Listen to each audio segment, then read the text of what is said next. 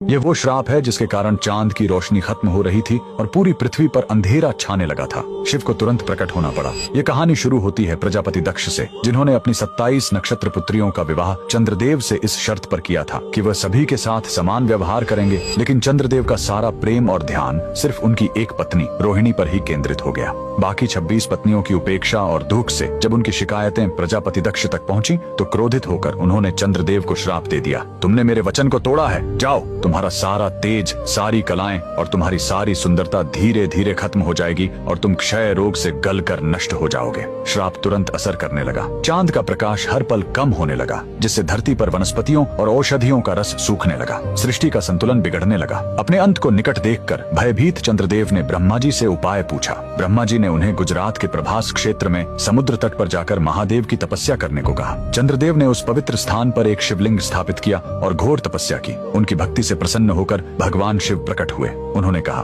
मैं दक्ष के श्राप को पूरी तरह खत्म तो नहीं कर सकता, लेकिन उसका प्रभाव कम कर सकता हूँ। शिव ने वरदान दिया, तुम कृष्ण पक्ष में 15 दिन क्षीण होगे, लेकिन शुक्ल पक्ष में 15 दिन फिर से पूर्ण हो जाओगे। उन्होंने चंद्र को अपने मस्तक पर धारण कर लिया और चंद्रशेखर कहलाए। और जिस ज्योतिर्लिंग की चंद्र ने पूजा की थी वो सोमनाथ, सोम यानी चंद्र के नाथ के नाम से प्रसिद्ध हुआ। और यही सोमनाथ मंदिर भारत का पहला ज्योतिर्लिंग आज भी गुजरात के वेरावल में उसी समुद्र तट पर शान से खड़ा है जहाँ चंद्रदेव ने श्राप से मुक्ति पाई थी। लेकिन रुकिए, इस मंदिर का एक और रहस्य है। यहाँ मौजूद बाण स्तंभ यह बताता है कि यहाँ से लेकर दक्षिणी ध्रुव तक समुद्र के रास्ते में कोई जमीन नहीं है। भगवान शिव के भक्त कमेंट में हर हर महादेव जरूर लिखें।